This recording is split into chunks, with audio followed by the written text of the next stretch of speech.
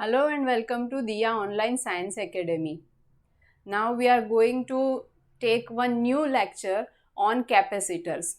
In today's lecture, we are going to see the combination of capacitors. That means number of capacitors will be utilized in single circuit. So depending upon the connection, as a result we will see that the total or equivalent capacitance of the circuit is either increased or it is decreased, right? It depends upon how the capacitors have been kept to each other, what is the orientation, how it is connected in the circuit.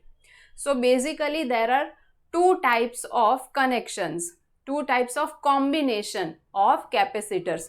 So topic we will be writing is combination of capacitors. Combination of capacitors.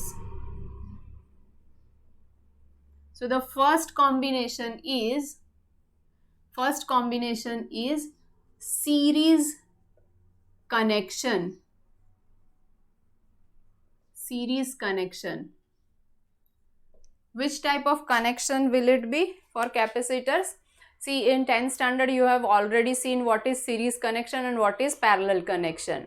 In the case of resistors, here we will be taking the case of capacitors.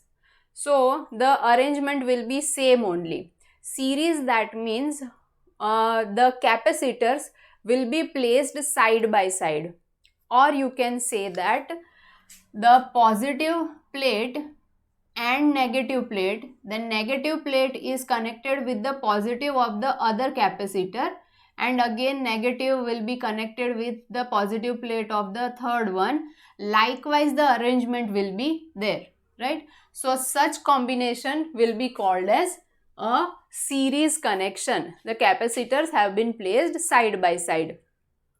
So now we will be deriving a formula where we will see that in place of these three capacitors, if I want to use just one capacitor, what should be the capacitance for that? That means what should be the equivalent capacitance of these three.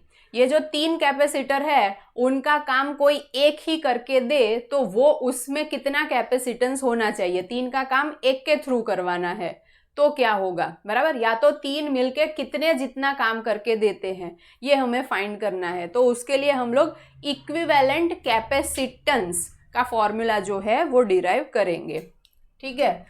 चलो, तो here the connection will be like this.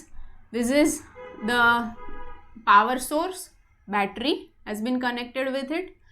So V voltage has been supplied. So we can write here positive, negative. V volt is over here. यहाँ पर V volt है और इधर 0 volt है. V volt का potential difference apply कर रहा है, उसका मतलब ये हुआ. पॉजिटिव नेगेटिव समझ में आता है. तो ये पॉजिटिव के साथ कनेक्टेड है, तो उसके साथ जो प्लेट कॉन्टेक्ट में आई वो प्लेट भी पॉजिटिवली चार्ज्ड होगी. पॉजिटिव का एंड जो है वो प्लेट को पॉजिटिवली चार्ज करेगा. ये पॉजिटिव कनेक्शन हो गया, बराबर. नेगेटिव वाला है वो इधर नेगेटिवली चार्ज, करेक्ट. नाउ ये पॉजिटिवली चार्ज है तो कैपेसिटर बनाने के लिए दूसरी प्लेट कैसी होनी चाहिए? ऑपोजिट पोलैरिटी वाली. बट जो उनके ऊपर चार्ज होगा वो कितना होगा? सेम होगा दोनों प्लेट के ऊपर. तो Q जितना चार्ज है, बराबर, इनके ऊपर, ये दोनों प्लेट्स के ऊपर Q जितना चार्ज है वो चार्ज स्टोर है इनके अंदर. नाउ अगर इन दोनों को सिर्फ देखें, ये प्लेट नेगेटिव एंड ये पॉजिटिव प्लेट, इन दोनों को अगर हम लोग देखते हैं तो जब कुछ भी कनेक्शन नहीं था तो इनको हम लोग एक आइसोलेटेड, कुछ भी कनेक्शन नहीं था तब वो अपने आप से ये अलग से ही थे, बराबर. तो इनको मैं, इन दोनों की सिस्टम को मैं आइसोलेटेड सिस्टम कंसीडर कर सकती हूँ, ठीक है. वो बाहर से कुछ भी किसी के भी साथ वैसे डायरेक्टली कुछ कांटेक्ट में नहीं है. तो पहले कितना चार्ज था इसके ऊपर बिफोर कनेक्शन? नो चार्ज, ठीक है. पहले कुछ चार्ज नहीं था इसके ऊपर. तो एंड में भी इनका टोटल मिलके कुछ भी चार्ज नहीं होना चाहिए. तो अगर इसके पास -Q चार्ज आया तो इस प्लेट के ऊपर +Q चार्ज आना चाहिए, बराबर, तो ही law of conservation of charge जो है वो सेटिस्फाई होगा यहाँ पर, ठीक है। तो इसके ऊपर भी प्लस क्यू चार्ज आएगा। देन ये सेकंड जो प्लेट है उस सेकंड प्लेट के ऊपर नेगेटिवली चार्ज, जैसे फर्स्ट केस में बताया, और क्यू जितना ही, और इस केस में भी ये आइसोलेटेड अगेन, तो ये भी हो जाएगा क्यू जितना चार्ज, ठीक है। आप लोग हमेशा ध्यान रखो कि जब भी सीरीज कनेक्शन होगा तब सेम क्या रहेगा और डिफरेंट क्या हो जाएगा।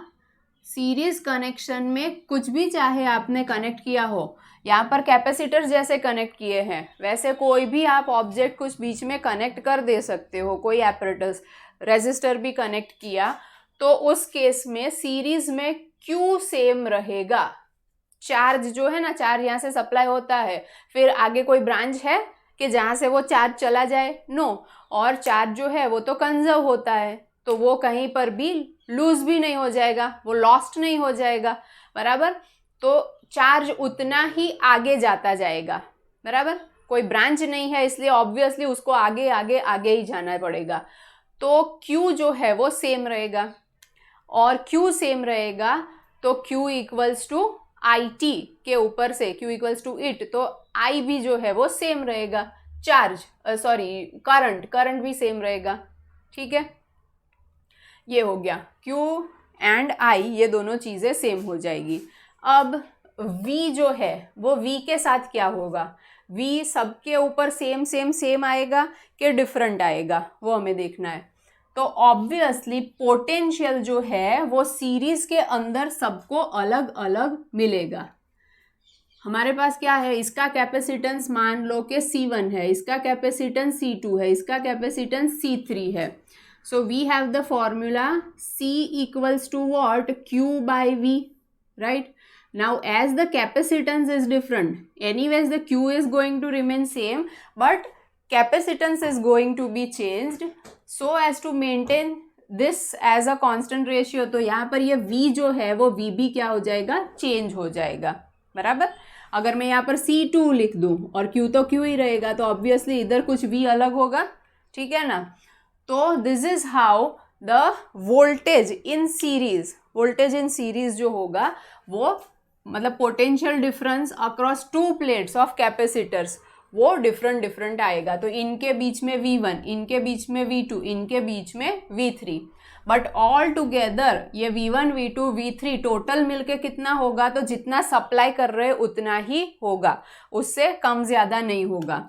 तो V इक्वल्स टू हम लिखते हैं इन सीरीज कनेक्शन, इधर लिख देंगे, ये लिखा ही है, सीरीज में V डिफरेंट हो जाएगा। इन सीरीज कनेक्शन भले ही V different but total V कितना, V1 plus V2 plus V3 के जितना।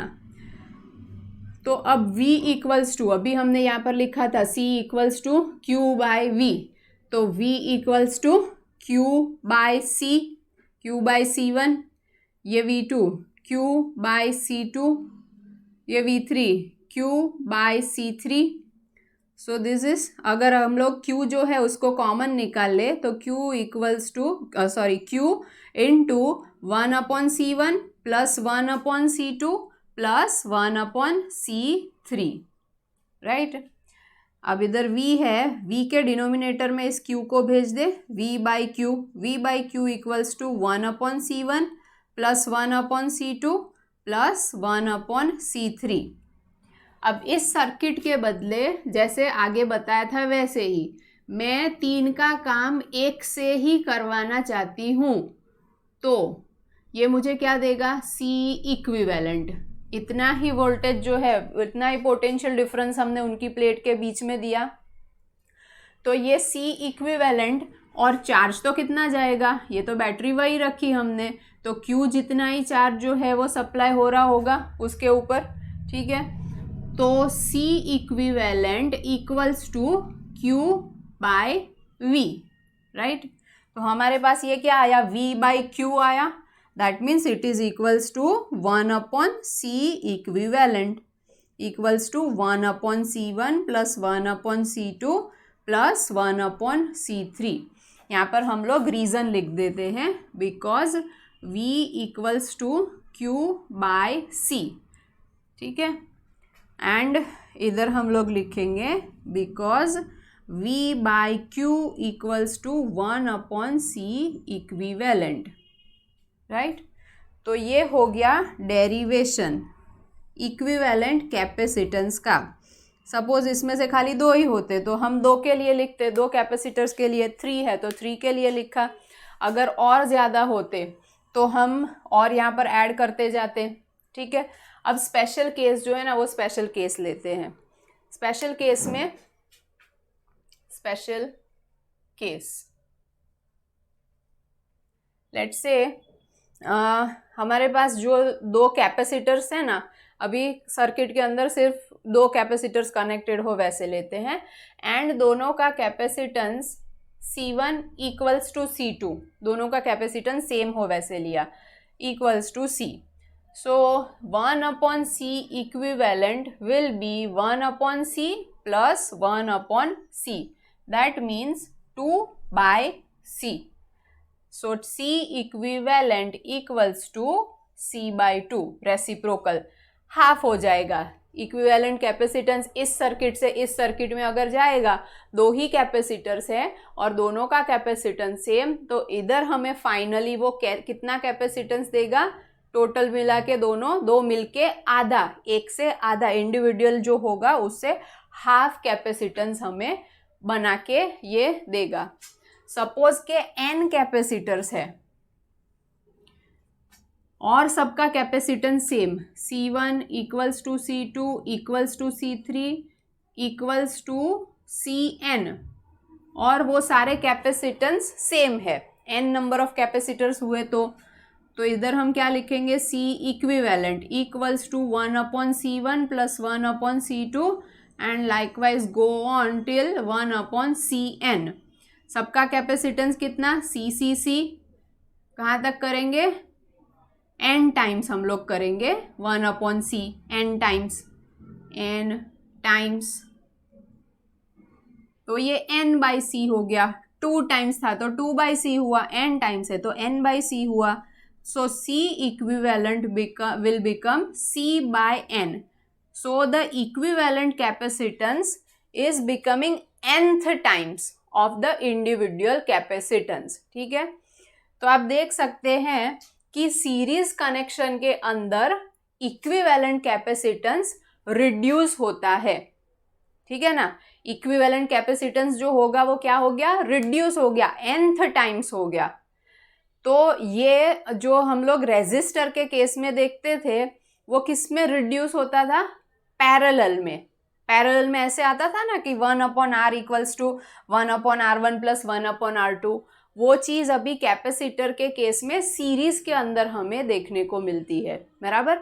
तो ये जब भी रेजिस्टर और कैपेसिटर दोनों का कुछ मिक्स करके हो, तब ध्यान देना कि कैपेसिटर के लिए पैरेलल कनेक्शन अप्लाई कर रहे हैं कि सीरीज के लिए। जनरली वो कंफ्यूज हो जाते हैं बच्चे, जल्दी जल्दी करने में पता होता है बट जल्दी जल्दी करने में वो रेजिस्टर की ज़्यादा आदत होती है, तो फिर वो लिख देते हैं, ठीक है। तो याद ये चीज़ रखनी है। और सिंपली अगर 2 कैपेसिटर्स हो तो ये 1/C इक्विवेलेंट ऐसे होगा, 1/C1 प्लस 1/C2, तो इसको कैसे लिखेंगे, C1 plus C2 by C1 C2, तो 1/C equivalent, that means C equivalent equals to C1 C2 by C1 plus C2, ठीक है। 2 ही अगर हो तो ऊपर मल्टीप्लिकेशन, नीचे एडिशन, उससे आपको इक्विवेलेंट कैपेसिटेंस जो है वो मिल जाएगा, ठीक है। तो आप ये सारी चीज़ें नोट कर लो। The second combination is of parallel connection. Second is parallel connection. So how will it be connected in parallel? Let's take one capacitor, then the other one, then the third one. These all together are actually made up from they are connected with by making branch from a given supply. This is V volt and C1, C2, C3 capacitors are connected in series, in parallel with each other. इसको branch दे दी. Branch जब भी लगाई जाएगी ये positive के साथ सब के पॉजिटिव ही कनेक्टेड है कि नहीं, और नेगेटिव के साथ अगर सबके नेगेटिव प्लेट्स अगर कनेक्टेड है तो इसको हम लोग बोलेंगे कि ये पैरेलल कनेक्शन है. बराबर. सीरीज के अंदर अलग था. तो अब इस केस में पैरेलल कनेक्शन में जैसे सीरीज में हमने देखा कि Q एंड I जो है वो सेम रह गए, वैसे यहाँ पर इस केस में क्या सेम रहेगा और क्या चेंज हो जाएगा, कौन सी quantity. So in parallel connection always इनके बीच का जो वोल्टेज डिफरेंस होगा, पोटेंशियल डिफरेंस होगा, वो पोटेंशियल डिफरेंस इसको मिलेगा, वही इसको मिलेगा, वही इसको मिलेगा. राइट. तो potential difference will remain same. किसमें? पैरेलल में. In parallel this will remain same. और चेंज क्या हो जाएगा, तो इधर से करंट जो जा रहा है या फिर हम लोग देखें कि चार्ज जो है, चार्ज जो सप्लाई हो रहा है, वो चार्ज के लिए काफ़ी रास्ते हैं. यहाँ से तो वो निकलेगा, फिर उसके पास एक ऑप्शन ये है, एक ऑप्शन ये है, एक ऑप्शन ये है. सो चार्ज जो है उसका डिस्ट्रीब्यूशन हो जाएगा और अल्टीमेटली करंट का भी डिस्ट्रीब्यूशन. तो C1 को भी अलग मिलेगा कुछ चार्ज, C2 को भी, C3 को भी. तो जो क्वांटिटी चेंज हो रही है वो है current and charge, electric charge. हर एक ब्रांच में अलग जाएगा. सो नाउ अब क्या करना है कि इन पैरेलल कनेक्शन